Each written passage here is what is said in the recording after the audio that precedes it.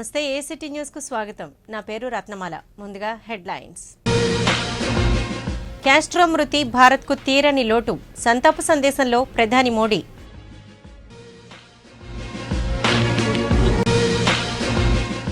మొక్కల పెంపకంతోనే పర్యావరణ పరిరక్షణ. వన మహోత్సవంలో సీఎం.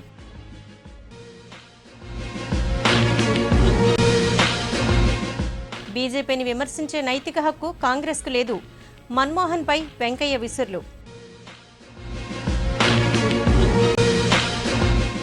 ప్రపంచ దేశాలకే ఆదర్శం భారత రాజ్యాంగం.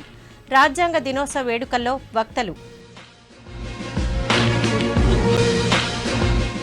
భక్తుల కొంగు బంగారం శ్రీ కనక మహాలక్ష్మి. మార్గశిర మాసోత్సవాలకు ఏర్పాట్లు షురు.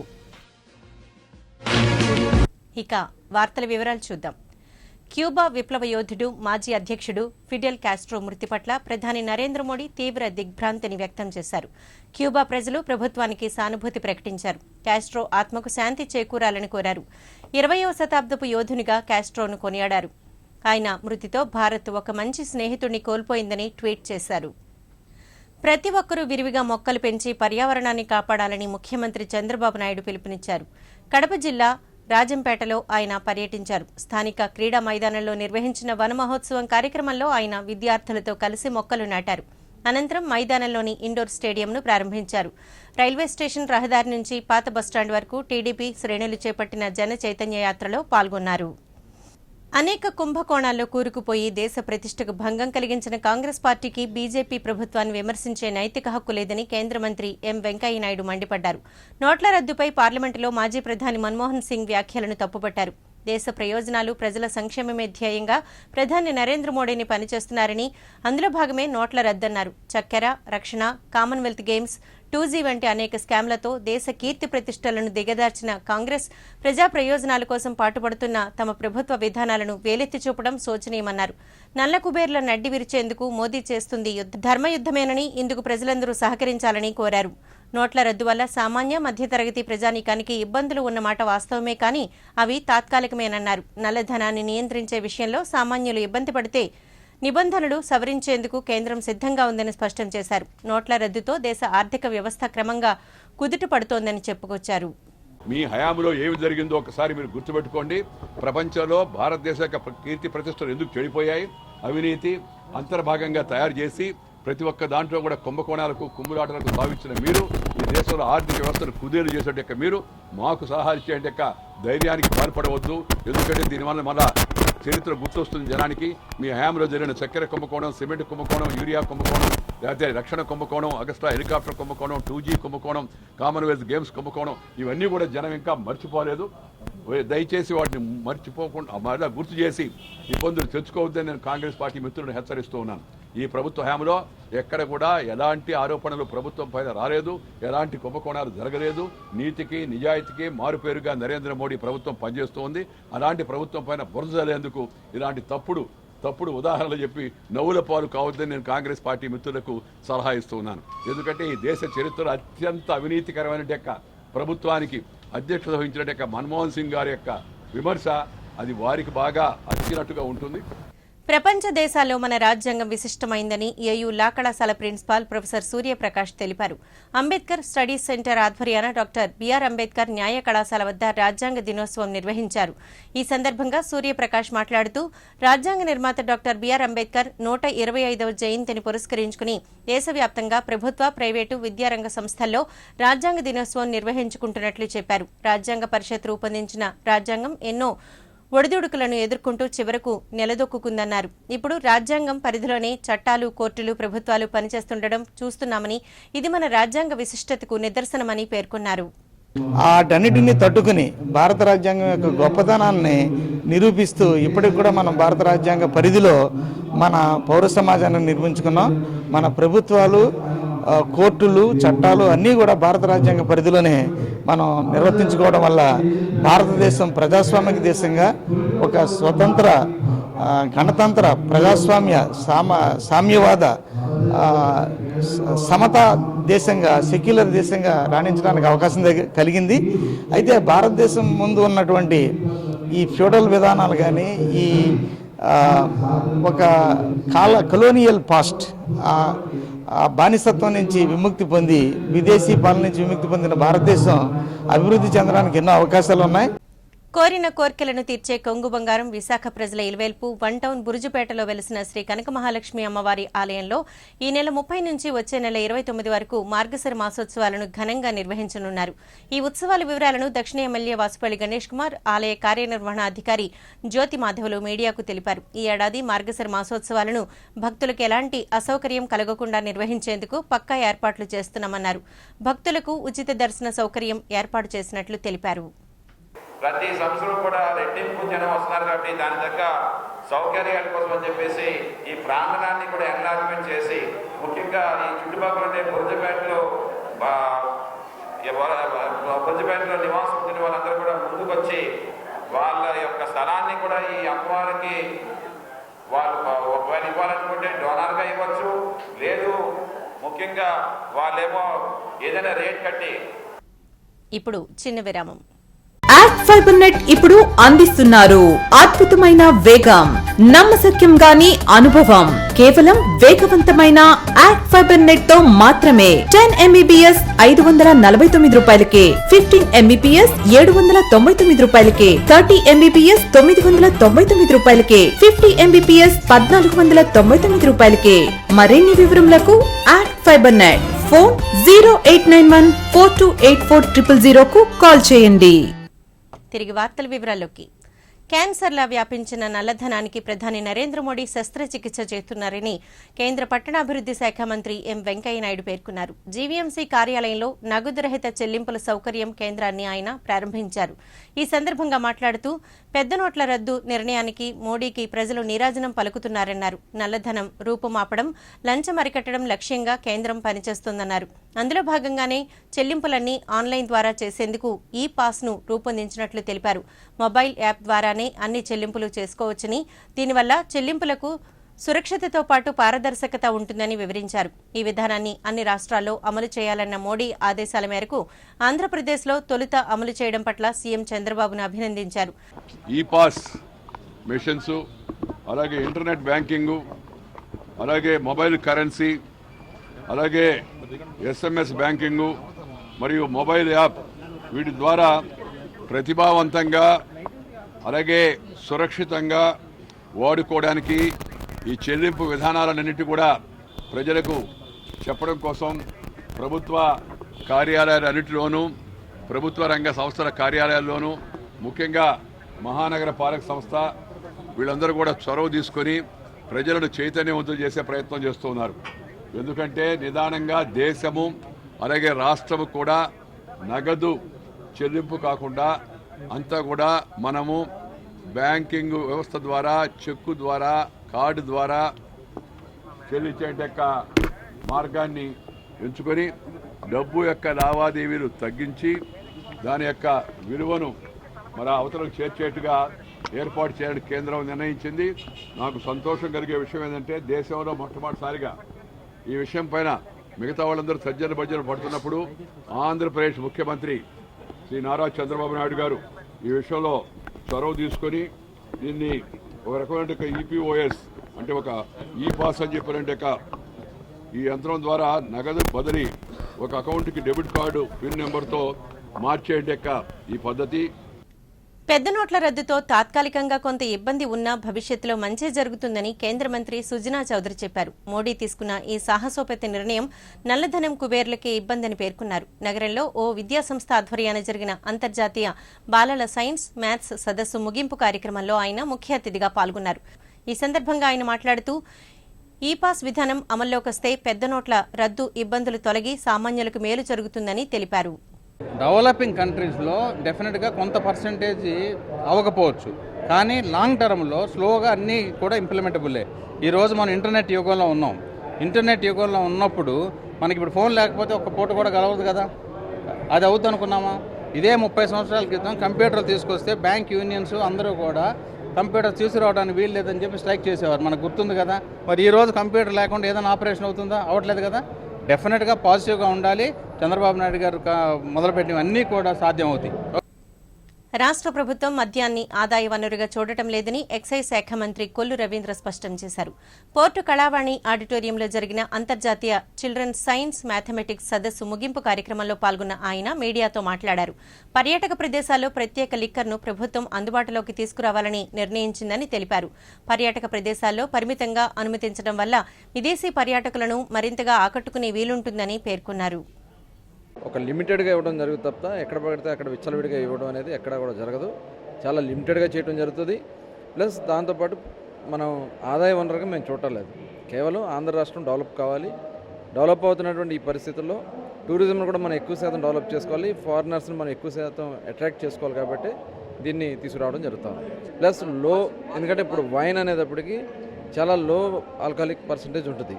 దానివల్ల ఆరోగ్య సమస్యలు కూడా పెద్ద రావు. కాబట్టి అది కూడా చాలా లిమిటెడ్గా టూరిజం ప్లేస్లో మాత్రమే ఇవ్వడం జరుగుతుంది. ప్రజల భాగస్వామ్యంతోనే దేశాభివృద్ధి సాధ్యమని కేంద్ర పట్టణాభివృద్ధి శాఖ మంత్రి ఎం వెంకయ్యనాయుడు పేర్కొన్నారు.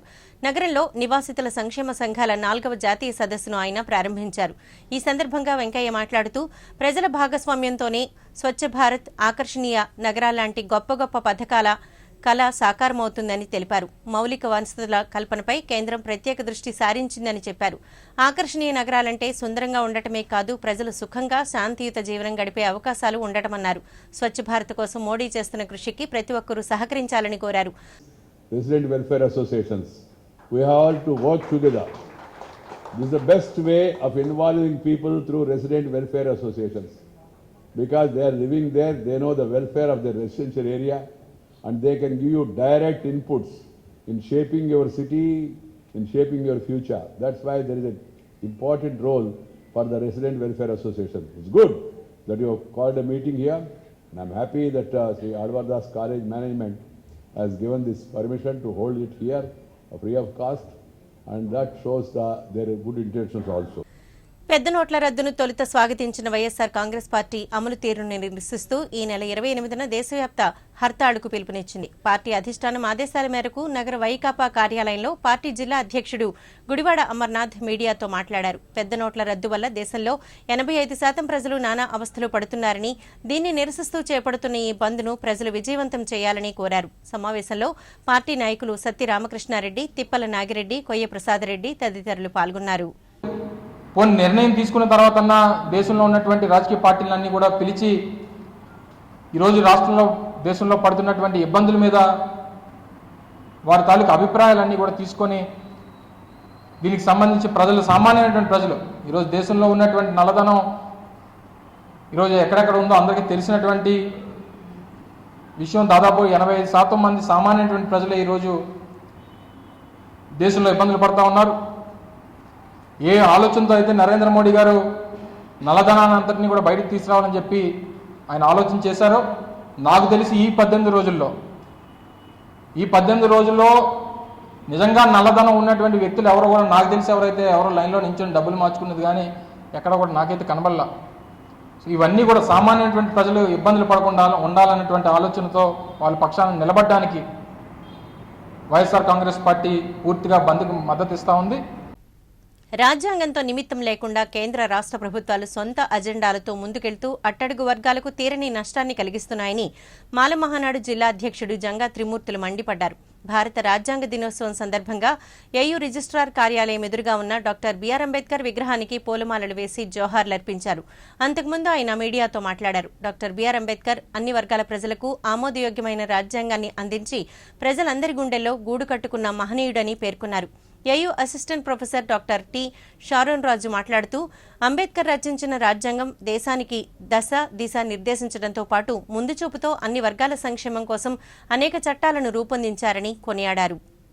బాబాసాహెబ్ అంబేద్కర్ రైట్తో ఆయన బాబాసాహెబ్ అంబేద్కర్ ఇచ్చినటువంటి రాజ్యాంగాన్ని ఈ రోజున అమలు జరపడానికి ఈ పెద్దలు, ఈ రాజకీయ నాయకుల కుట్రలో నలిగిపోతూ ఉన్నాయి.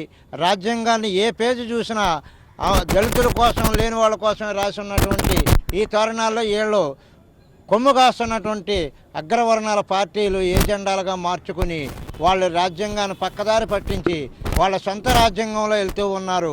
ఈ రోజుని ఆంధ్ర రాష్ట్రమే కానివ్వండి, లేకపోతే భారతదేశమే కానివ్వండి, పెద్ద నోట్ల రద్దు ప్రభావం ప్రధానంగా సహకార వ్యవసాయ రంగాలపై పడిందని ఎమ్మెల్సీ ఎంవీఎస్ శర్మ అన్నారు. ఏపీసీఎస్లో పాత నోట్లను అనుమతించాలని కోరుతూ ఆంధ్రప్రదేశ్ రాష్ట్ర వ్యవసాయ సహకార సంఘ ఉద్యోగుల యూనియన్ జిల్లా శాఖ కలెక్టరేట్ ఎదుట ధర్నా నిర్వహించింది.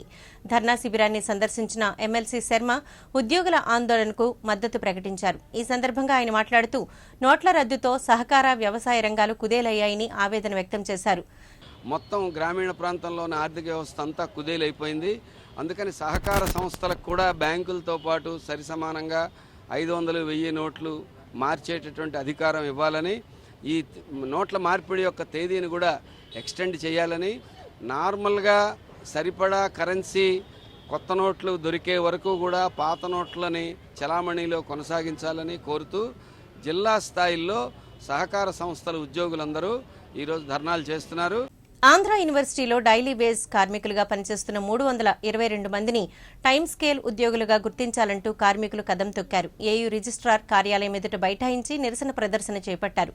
ఈ సందర్భంగా కార్మిక సంఘం ప్రతినిధులు మాట్లాడుతూ గత 3 దశాబ్దాల కాలం నుంచి డైలీ వేజ్ కార్మికులుగా పనిచేస్తున్న తమను టైమ్ స్కేల్ ఉద్యోగులుగా గుర్తించాలని డిమాండ్ చేశారు. రిటైర్మెంట్ వయసు దగ్గరకు వస్తున్నా తమను ఇంకా రోజువారీ కూలీలుగానే కొనసాగిస్తుండడం శోచనీయమని వాపోయారు. 83 నుంచి ఆంధ్ర యూనివర్సిటీలో ₹7.05 జాయిన్ అయ్యండి. నేటికి 33 సంవత్సరాలు అవుతుంది. మేము అలా 28 డేస్లో ఉండిపోయామండి. మాకు టైం స్కేల్ చేయమని చాలా కాలం నుంచి అడుగుతున్నామండి. మా వయసులు కూడా అయిపోయండి. మాకు పెద్దగా సర్వీసులు కూడా ఇంకా లేవు. 12 సంవత్సరాలు 13 సంవత్సరాలు తప్ప ఇంకెక్కువ లేవండి. ఎప్పటి నుంచో తిరుగుతున్నాం. దానికోసం ఈరోజు వీసీ మీటింగ్ అవుతుంది కనుక దీంట్లో కంపల్సరీ పెట్టి మాకు టైం స్కేల్ చేయాలని, న్యాయం చేయాలని కోరుచు. సిమ్స్ ఆస్తులపై సిఐడి జోక్యం తగదని సిమ్స్ బాధితుల సంఘం అధ్యక్షుడు ఆర్ దేముడు బాబు అన్నారు. డాబా గార్డెన్స్ విజేఎఫ్ ప్రెస్ క్లబ్లో ఏర్పాటు చేసిన మీడియా సమావేశంలో ఆయన మాట్లాడారు. సిమ్స్ ఆస్తులను బాధితుల పేరునే రిజిస్టర్ చేసుకుంటామని హైకోర్టును ఆశ్రయించగా తమకు న్యాయం చేకూర్చే విధంగా న్యాయస్థానం తగిన ఏర్పాట్లు చేసిందన్నారు. స్కీమ్ ఆఫ్ అరేంజ్మెంట్స్ పద్ధతి ద్వారా మెజారిటీ సభ్యుల ఆమోదం మేరకు సంస్థ ఆస్తులను బాధితులకు అందజేసేందుకు హైకోర్టు సిద్ధపడిన తరుణంలో సిఐడి జోక్యం చేసుకోవడం తగదన్నారు. సిమ్స్ ఆస్తుల విలువను సిఐడి తగ్గించి చెబుతుండడం బాధితులను ఆందోళనకు గురిచేస్తోందన్నారు. స్టార్టింగ్లో అయితే 100 కోట్లు ఉందని చెప్పారు. మనకు రావాల్సిన లైబిలిటీ 52 కోట్లు అని చెప్పారు. అదే సిఐడి వారు ఇవాళ ఏం చేసి అప్పుడు ఆస్తులు 208 ఎకరాలు అన్నారు. ఈరోజు అయితే 250 ఎకరాలు అంటున్నారు. అలాంటి ఆస్తి వాల్యూ రావడానికి పెరిగింది తప్పితే తగ్గలేదండి. ఈ మధ్య పేపర్లను చూస్తే 50 కోట్లే ఉన్నాయి, మీకు లైబిలిటీ ఎక్కువ ఉందని చెప్తున్నారు. సార్ లైబిలిటీ ఎంతైతే ఉండమండి, మా ఆస్తి మా ప్రాపర్టీ మాకు రిలీజ్ చేస్తే మేము కమిటీ అందరూ కూడా యాజమాన్యంతో అందరూ కలిసి అందరూ హ్యాపీగా షేర్ చేసుకుంటామని చెప్పి పత్రికా ముఖంగా మీ యొక్క మీడియా ద్వారా తెలియజేసుకుంటాం సార్. న్యాయం కోసం అత్తింటి ఎదుట కోడలు తన కుమార్తెతో కలిసి ధర్నాకు దిగింది. మల్కాపురం పోలీస్ స్టేషన్ పరిధి ఇందిరా కాలనీలో జరిగిన ఈ ఘటనకు సంబంధించిన వివరాలు ఇలా ఉన్నాయి. మునగపాకకు చెందిన లక్ష్మీ నారాయణమ్మకు ఇందిరా కాలనీకి చెందిన నరసింహలకు 12 ఏళ్ల క్రిందట పెద్దల సమక్షంలో వివాహం జరిగింది. 9 ఏళ్ల పాటు సజావుగా సాగిన వీరి కాపురంలో గత 3 ఏళ్ల నుంచి కష్టాలు మొదలయ్యాయి. భర్త మరో మహిళతో వివాహేతర సంబంధం పెట్టుకుని కట్టుకున్న భార్యను విడాకులు కోరుతూ శారీరకంగా మానసికంగా హింసిస్తున్నాడు. వారి వేధింపులకు తాళలేని లక్ష్మి గతంలో పోలీసులను ఆశ్రయించింది. పోలీసులు కౌన్సిలింగ్ నిర్వహించినా ఎలాంటి ప్రయోజనం లేకుండా పోయింది. పరిస్థితి శృతిమించడంతో చేసేది లేక అత్తింటి ముందు 8 ఏళ్ల పాపతో కలిసి ధర్నాకు దిగింది. తనకు న్యాయం చేకూర్చాలంటూ వేడుకుంటోంది. స్థానిక మహిళా సంఘాలు ఆమెకు బాసటగా నిలిచాయి. కానీ చూడకుండా ఒక ఆడదానికి తిరిగి ఇప్పుడు నాకు విడాకులు ఇచ్చేయాలని చూస్తున్నారు. నాకు ఇల్లు ఇవ్వడంట, ఉండడానికి తావు చూపించడంట, దాన్ని వెళ్ళిపోతాడంట, ఇంకొకరు దాన్ని పెళ్లి చేసుకుంటాడంట. అడగడానికి నువ్వెవరివి, నువ్వేం చేసుకుంటే చేసుకోపో అని అడుగుతున్నాడండి. ఎప్పుడు కూడా 3 నెలల నుంచి అలా 24 గంటలు కొట్టేయడం, తిండి పెట్టబోవడం ఇదే పని చేస్తున్నాడండి. ఇప్పుడు నాకు ఉండడానికి ఇల్లు ఇవ్వమంటున్నాను. ఉండడానికి మాకు 5 ఇల్లులు ఉన్నాయి. 5 ఇల్లులు కూడా అద్దెకులు ఉన్నాయి. ఒక ఇంట్లో మేము ఉంటున్నాం, కానీ మాకు ఇల్లు ఇవ్వడానికి ఇల్లు వదిలి వెళ్ళిపోవాలంట. నా మట్టి నేను విడాకులు ఇవ్వాలంట. తన ప్రేమను నిరాకరించి మరో వ్యక్తితో వివాహానికి ప్రియురాలు సిద్ధపడిందని మనస్తాపానికి గురైన ఓ ప్రియుడు ఆత్మహత్యా యత్నానికి ఒడిగట్టాడు. ఈ ఘటన గాజువాక పోలీస్ స్టేషన్ పరిధిలో చోటు చేసుకుంది. ఓ ప్రైవేట్ బ్యాంకులో సీనియర్ సేల్స్ మేనేజర్గా పనిచేస్తున్న రవికుమార్ మరో బ్యాంకులో పనిచేస్తున్న అమ్మాయిని ప్రేమించాడు. ఆ అమ్మాయికి మరో వ్యక్తితో వివాహం చేయడానికి తల్లిదండ్రులు నెల రోజుల క్రితం నిర్ణయించారు. విషయం తెలుసుకున్న రవికుమార్ అమ్మాయిని నిలదీశాడు. అతడితో వివాహానికి ససేమిరా అంగీకరించకపోవడంతో మనస్తాపానికి గురయ్యాడు. ఓ అపార్ట్మెంట్ పైకెక్కి ఆత్మహత్యాయత్నం చేశాడు. పోలీసులు రంగప్రవేశం చేసి అతడికి నచ్చజెప్పి కిందకు దించారు. అనంతరం స్టేషన్కు తరలించి కౌన్సిలింగ్ చేశారు. రోడ్డు ప్రమాదాల నివారణ పట్ల ప్రజల్లో చైతన్యం తీసుకురావడంలో యువత ప్రధాన పాత్ర పోషించాలని గాజువాక ఎమ్మెల్యే పల్లా శ్రీనివాసరావు పిలుపునిచ్చారు. గాజువాక ట్రాఫిక్ పోలీసుల ఆధ్వర్యాన పాత గాజువాక కూడలిలో వాహనదారులకు అవగాహన కార్యక్రమం నిర్వహించారు. హెల్మెట్ ధరించడం వల్ల కలిగే ప్రయోజనాలను వివరించారు. హెల్మెట్లు ధరించి వాహనాలు నడిపిన వారికి చాక్లెట్లు అందజేసి శుభాకాంక్షలు తెలిపారు. కార్యక్రమంలో ఏసీపీ రామ్మోహన్ రావు, సీఐలు ఇమ్మాన్యుయేల్, రమణతో పాటు వివిధ కళాశాలల విద్యార్థులు పాల్గొన్నారు. పర్ డే 400 మంది చచ్చిపోతున్నారు. దాంట్లో 80% ఈరోజు మనకు సార్ చెప్పినట్టుగా, ఏసీపీ గారు చెప్పినట్టుగా 80% హెడ్ ఇంజరీ వాళ్ళు చనిపోతున్నారు. అంటే 80% అంటే 400లో 80% అంటే 320 మంది పర్ డే ఈ హెడ్ ఇంజరీ వల్ల చనిపోతున్నారు. కనుక మనం మరి ఈ హెడ్ ఇంజరీని అవాయిడ్ చేయాలంటే ఏం చేయాలి? గట్టిగా చెప్పాలి. సో మనం హెడ్ ఇంజరీకి కాకుండా ఉండాలంటే హెల్మెట్ గాని ధరిస్తే మనం ఈ డెత్లన్నీ కూడా కాపాడొచ్చు. ఇద్దరు అక్క చెల్లెళ్లు బాగా చదువుకున్నారు. చదువుతో పాటు చిత్రలేఖనం అంటే వీరికి ప్రాణం. తీరిక సమయాల్లో తమ అభిరుచికి పదును పెడుతూ అద్భుత కళాఖండాలను తీర్చిదిద్దడంలో సిద్ధహస్తులు. తమ సృజనకు అద్దం పడుతూ ఒకరు వ్యర్థాలకు అర్థాలు చెబితే ఇంకొకరు పర్యావరణహిత చిత్రలేఖనాలు రూపొందించి సందర్శకుల మది దోచుకుంటున్నారు. వారే కర్రీ షర్మిల, రూహీలు. తమ ఆలోచనలను ప్రతిబింబిస్తూ అద్భుతంగా తీర్చిదిద్దిన చిత్రలేఖనాలను బీచ్ రోడ్లోని విశాఖ మ్యూజియంలో ప్రదర్శనకు ఉంచారు. ఈ నెల 30 వరకు వీటిని ప్రదర్శించడంతో పాటు విక్రయిస్తారు. ఈ ఎగ్జిబిషన్ను జీజుపూర్ మహారాణి మయాన్ కుమారి దేవ్ ప్రారంభించారు. ఈ సందర్భంగా విశాఖ మ్యూజియం క్యూరేటర్ పాత్రుడు మాట్లాడుతూ కళాకారులను ప్రోత్సహించడమే ఈ ప్రదర్శనల ముఖ్యోద్దేశమన్నారు. తమ తమ చిత్రలేఖనాల విశిష్టతను షర్మిల, రూహీలు వివరించారు. It's for exhibition come sale అండి. అండ్ నేను డిఫరెంట్ మీడియాస్ని ఎక్స్పెరిమెంట్ చేయడానికి టెక్స్చర్స్ అవన్నీ వాడుతూ ఉంటాను. Oils and charcoal and clay. Recently I started doing more on clay మీద కాన్సన్ట్రేట్ చేసి I want to do it. First time హైదరాబాద్లో చేశాము. ఆ తర్వాత అదేంటి గీతం కాలేజ్లో జెమ్ ఫెస్ట్లో చేశాము. ఇది థర్డ్ టైం వైజాగ్ విశాఖ మ్యూజియంలో చేస్తున్నాం. మినిమం 50 రూపీస్ స్టార్ట్ అవుతుంది హ్యాండ్మేడ్ ఆర్టికల్స్ కనుక, అన్ని చిన్నవి. తర్వాత ఏమొచ్చి ఇంకా అలాగే రేంజ్ పెరుగుతూ ఉంటుంది, 2000, 3000 అలాగంతవరకు అని. పేదల సంక్షేమమే లక్ష్యంగా టీడీపీ ప్రభుత్వం పనిచేస్తుందని ఎమ్మెల్యే వాసుపల్లి గణేష్ కుమార్ తెలిపారు. 40వ వార్డు మర్రిపాలెం పరిసర ప్రాంతాల్లో జన చైతన్య యాత్ర నిర్వహించారు. వార్డు టీడీపీ అధ్యక్షుడు ఎండీ జకీరుద్దీన్ ఆధ్వర్యంలో పాదయాత్రను, ప్రజా సమస్యలను తెలుసుకున్నారు. 2.5 ఏళ్ల టీడీపీ పాలనలో చేపట్టిన అభివృద్ధి కార్యక్రమాల గురించి ప్రజలకు వివరించారు. దూర ప్రాంతంలోనే గవర్నమెంట్ సైట్లు ఉన్నాయంటే ఆ దూర ప్రాంతంలోనే కట్టి అక్కడే స్కూల్ నిర్మాణం చేసి అక్కడే పార్కులు అవి పెట్టి అక్కడే వ్యాపారం కూడా జరిగేలాగా, వ్యాపారాలు కూడా అక్కడ ఏదో ఒక ఇండస్ట్రీలు అవి రప్పించి ఒక ఇండస్ట్రీ పెట్టలాగా. గతంలో గురుగాం అని చెప్పేసి అలాగే ఢిల్లీ దగ్గర పక్కన తయారు చేశారు. ఇప్పుడు అక్కడ గజం 2 లక్షలు 3 లక్షలు అయిపోయింది. ఆ మాదిరిగా తయారు చేసి ఒక ఎస్టాబ్లిష్మెంట్ అంతా కూడా పెట్టి పేదవాళ్ళుగా చూడకూడదని చెప్పేసి ఒక ప్రక్రియ పెట్టడం జరిగిందన్నమాట. జీవీఎంసీ 68వ వార్డు పరిధి శ్రీరామ్ నగర్లోని శ్రీ దండపాణి సుబ్రహ్మణ్యేశ్వర స్వామి ఆలయం స్థాపించి 4 ఏళ్లు పూర్తయింది. వచ్చే నెల 5న ఆలయ వార్షికోత్సవ వేడుకలు జరగనున్నాయి. దీనికి సంబంధించిన పోస్టర్ను దక్షిణ ఎమ్మెల్యే పి గణబాబు తన నివాసంలో ఆవిష్కరించారు.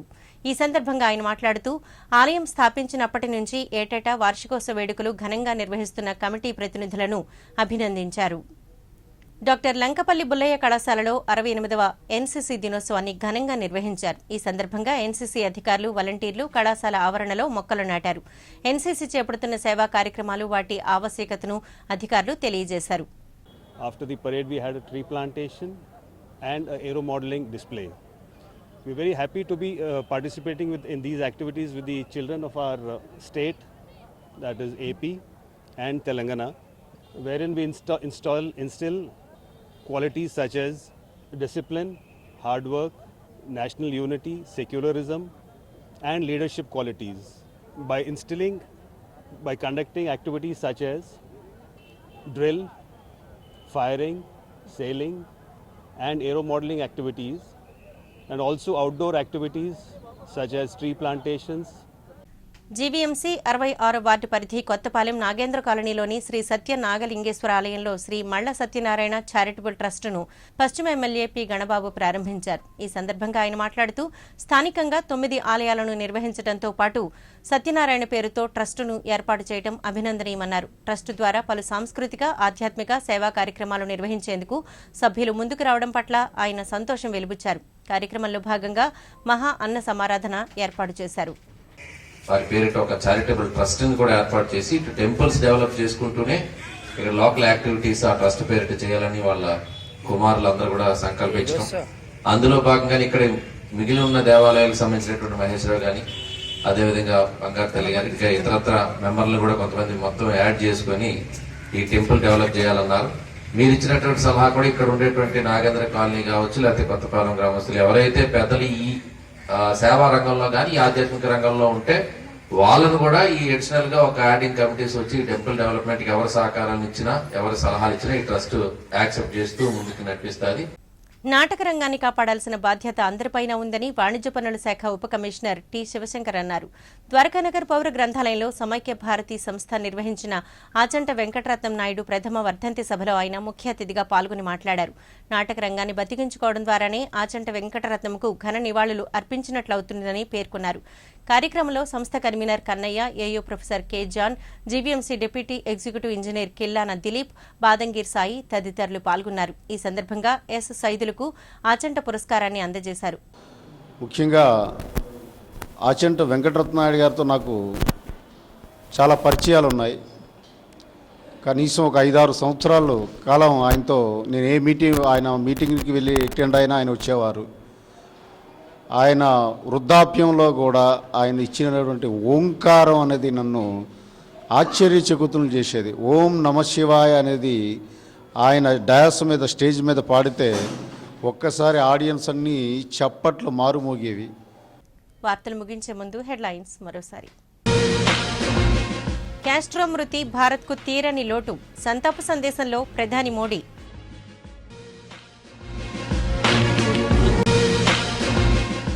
మొక్కల పెంపకంతోనే పర్యావరణ పరిరక్షణ, వన మహోత్సవంలో సీఎం.